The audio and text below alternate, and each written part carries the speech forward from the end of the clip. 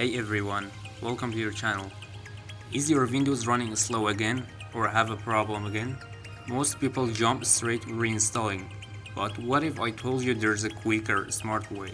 Instead of wiping everything and starting from scratch, you can reset Windows. It's faster, keeps your files, and takes way less effort.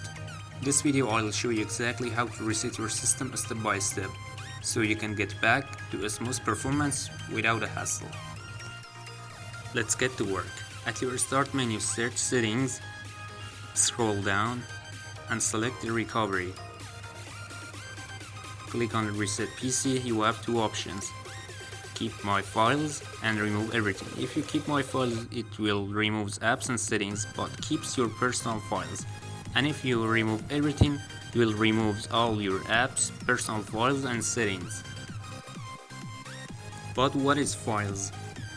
It's your desktop files, downloads, documents, pictures, music and videos. If you remove everything, well, everything will be removed. But keep my files is the recommend option. If you select keep my files,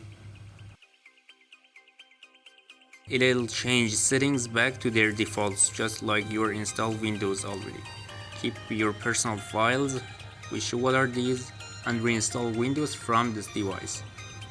Remove all apps and programs. You can see which apps will be deleted, all your apps that you have installed before. I don't want, so I click cancel, and then if you press on remove everything, it'll remove apps and files, not clean the drive.